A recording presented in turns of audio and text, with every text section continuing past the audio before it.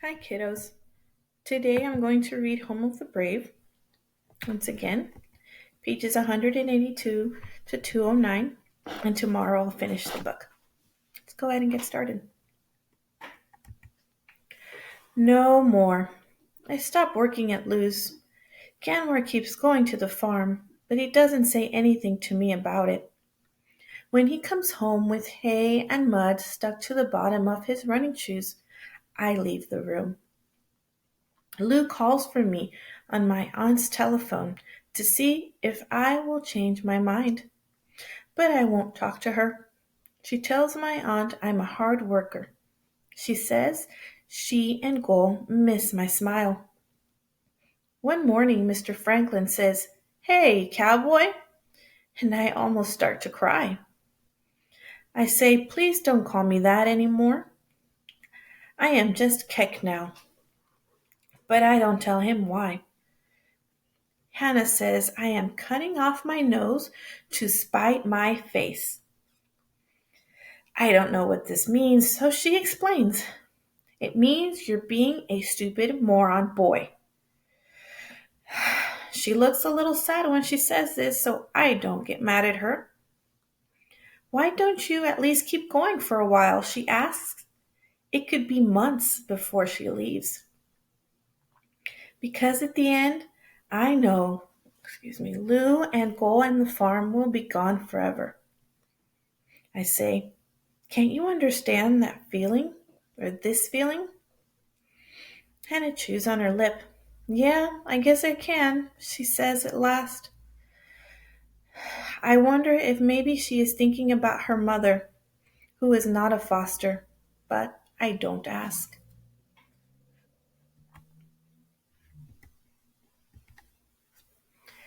The day's warm and the world begins again.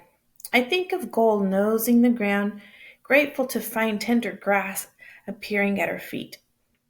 After spring, Ganmore says, comes a time called summer, and no school, and sun strong as a young man.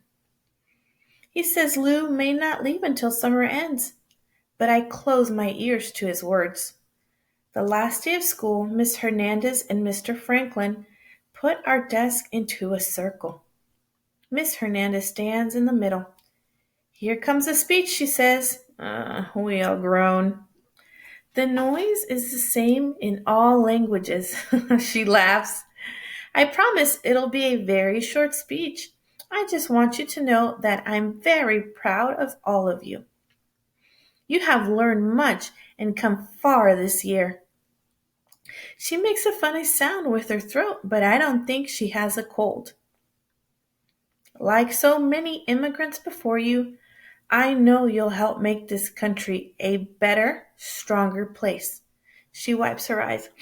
Okay? Speech over. Mr. Franklin brings over a big box and places it on a desk. Inside is a cake, an amazing long cake. I wonder if it's the biggest cake in the world. Ta-da, he says. In the middle of the cake is a green lady with her arm in the air. She's holding a green candle. Anybody recognize this old gal? Mr. Franklin asks. Statue of Liberty, everyone yells at once. Why is she falling over? Jaime asks. Hey, I'm a teacher, not a baker, says Mr. Franklin. Maybe she's tired, Miss Hernandez suggests. She has a big job after all. Why does she have a dog? Pedro asks. Mr. Franklin sighs loudly. That isn't a dog, it's a cow. It's supposed to be Goal. He shrugs. I thought it would be a nice touch. I look away. I still haven't told anyone at school that Goal will soon be gone. There are words all over the cake in green letters, many words in squiggles. Before we eat, Miss Hernandez says we read. Everyone groans again, but she holds a finger to her lips. And you know that means business. Mr. Franklin lights a candle, and Miss Hernandez makes her voice extra soft. so that we will pay attention. This is a trick teachers like to use. These are important words, she says. They mean that this is your country now and forever. Give me your tired, your poor, your huddled masses yearning to breathe free, the wretched refuse of your teeming shore.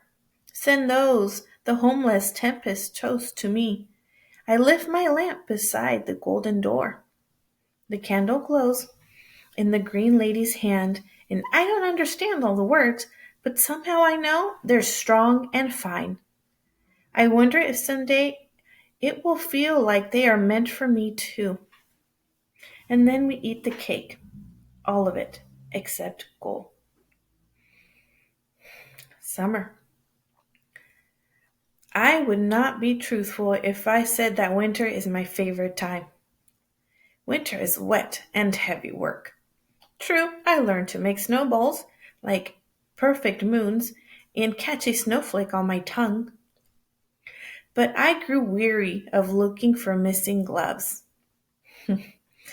After such a winter, summer comes like a present with a bow.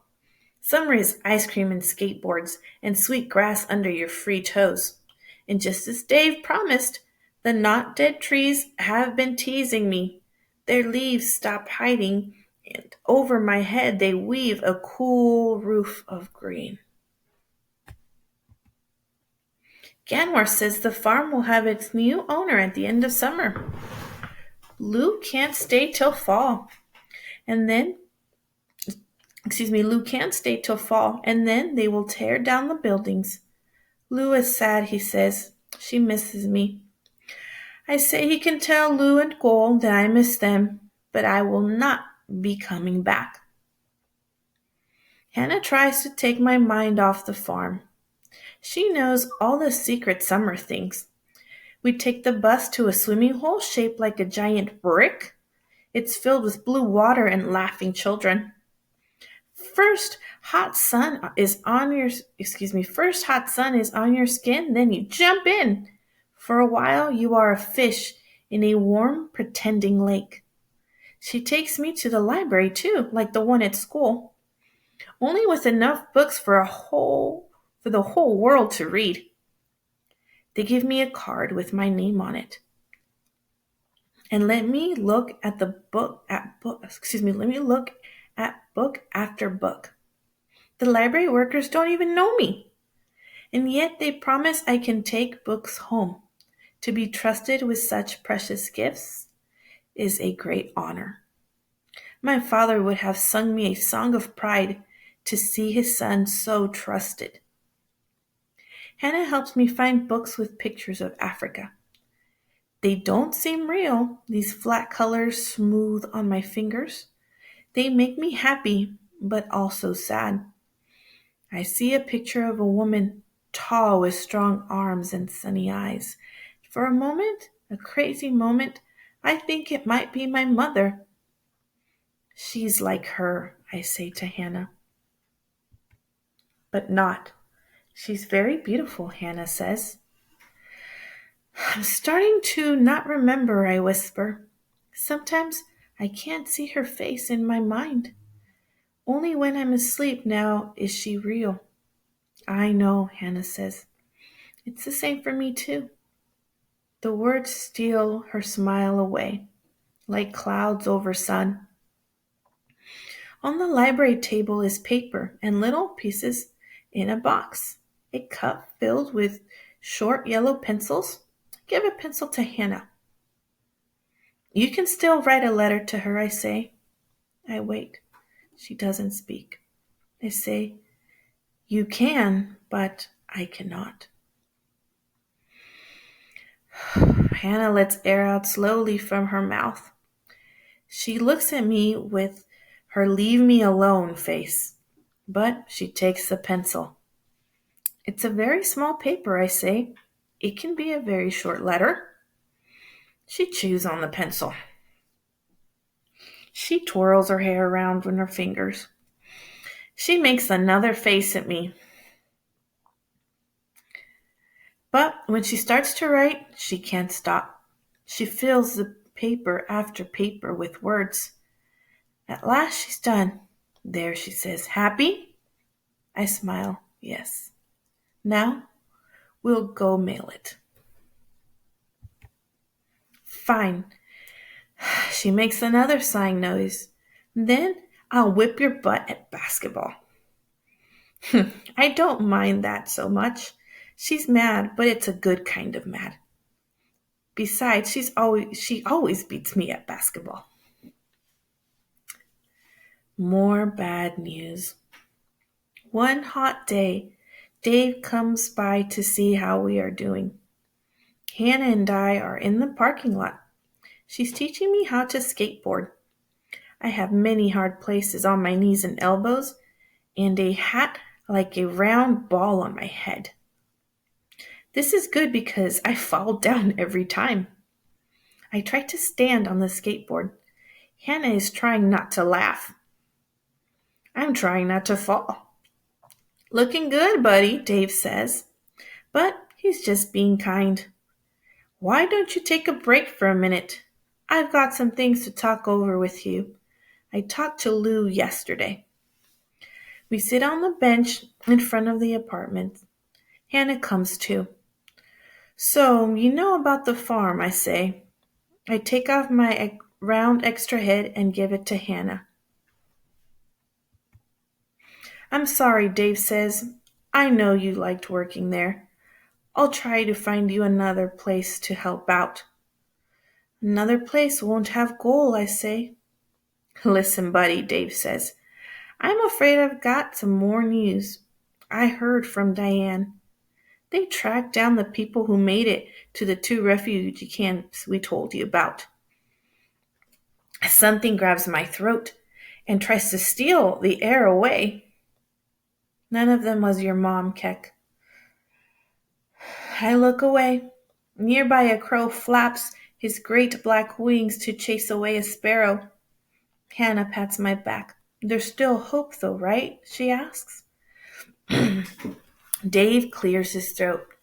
There's another small refugee camp about 80 miles south. We're checking out that one. I nod. Remember how your aunt told me you're an optimist, Keck? Dave asks. I need you to stay strong. In my pocket, I feel the soft blue and yellow fabric I have carried for so long. I remember something Ganwar said to me.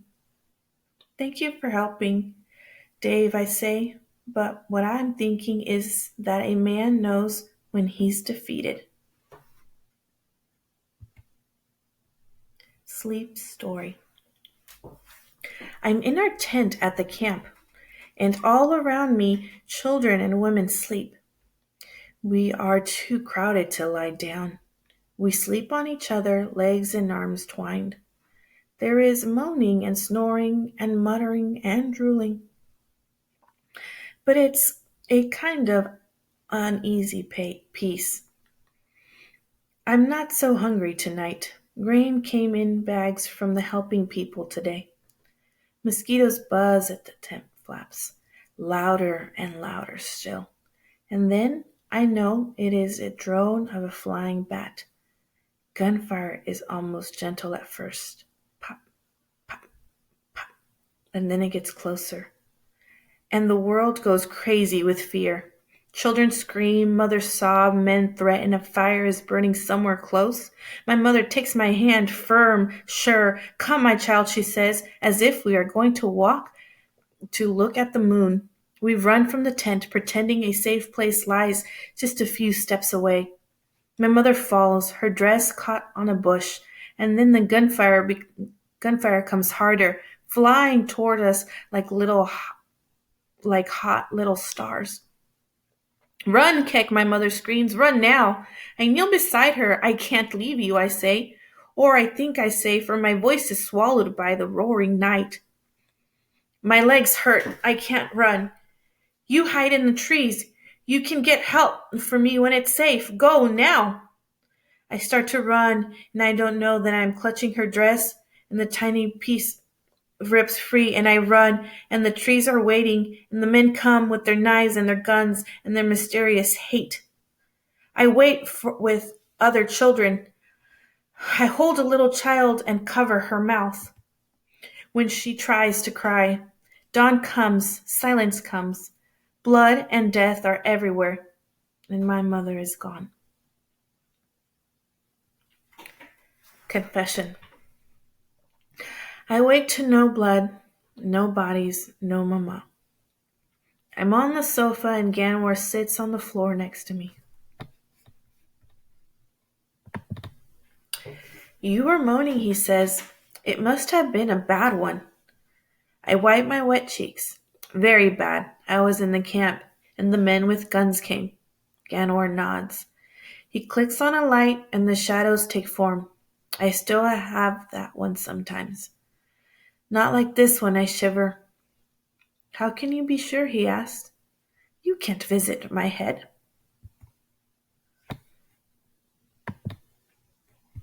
Oh. Because mine has truth in it, I say. Because in mine, I drop my head in my hands. Because in mine, I leave Mama and run. In mine, I'm a coward, and it's the truth. Ganmore stares past me for a long time. He is somewhere far away, and I know where it is. We all ran, Keck. It's the only reason we're here. I should have stayed with her. Even a brave man can't stop a bullet. You did what you had to do. Ganmore joins me on the sofa. He puts his arm around me. He doesn't seem surprised when I begin to sob. And I'm not surprised when he, too, begins to cry. Running away. I wait till Ganwar falls asleep. I don't want to be here anymore. I don't want to be in a place where my words taste wrong in my mouth. I don't want to live in a place where candy for a kind girl makes people angry, and every year the trees must die. I want to be in a place where things I love and know are there within my reach. But where is that place? My aunt says I can find sun when the sky is dark, but she's wrong. I can't see what isn't there. I check the jar where I keep my pay from Lou. I have a handful of green papers and 4 silver washing machine coins. With such riches, I can run far away to places I've seen on the TV machine. Although it will mean a lot of walking. Maybe I can go to Washington, to the president's house, and ask him to help find Mama. I know 2 buses, the bus to the grocery store and the mall, and the one to Lou's farm. I will take that bus. I will take the bus that comes first to the bus. I will take the bus that comes to the bus stop first, and then at least I will be on my way. I would like to leave a note so that my aunt and Ganwar and Hannah won't worry about me. But I don't know yet how to write many words. Ganwar snores softly. I leave half the green papers on the sofa. I write my name on a scrap of paper. I make a heart shape like the one I gave Hannah. I get my jacket and I go. Bus.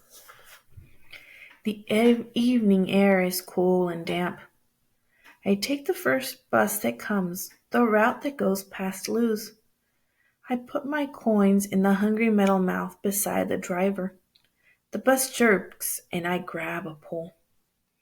How far does this bus go? I ask. To the airport. The airport, I repeat. With the flying boats? The driver gives me a strange look. Sit down, kid. I think about this important news as I take a seat. For the first time, I wonder if I could go back home. I have my green money papers after all. I could fly to my home and find my mother myself. That is what a good son would do. I think of the vastness of my country. I think of the camp, the guns, the blood. I wonder if flying back home would be like the time I decided to fly from the top of the acacia tree. The bus is nearly empty. We pass many buildings and take many turns. And then we are on a big street I know well. In the soft light, I see familiar places, the gas stations, empty lots, the cars for sale, with bright lights on a string overhead, like captured stars. This is an ugly land, I think. It needs endless horizons and emptiness. Here, too many buildings block the sky. You can't even watch the sun put on his bright pajamas and sink into bed. We're coming close to Luz. I feel bad not not to have said my thank yous and goodbyes, and to have shouted at Lou and Anchor. In my old home, there where death sneaks into your home in the hush of night, goodbyes were a precious thing. How can I miss a place of such pain, I wonder? Doesn't make sense. And yet, there it is. What I miss is the time before the pain. I miss Mama and Luo and listening to my father sing a laughing song. In the moonlight, I see first the old gray fence with new boards on the gate Ganwar and I had fixed. I see Lou's house, the tree with its great brown arms outstretched and sagging barn. I see Gold, too. She is in the field alone, staring at the road. I touch the window, and then, I don't know why, I yell for the driver to stop. Thank you, students. Please remember to go back and take notes if you didn't, um, and upload those notes and your Literature Circle book notes into today's Google Classroom assignment. Thank you.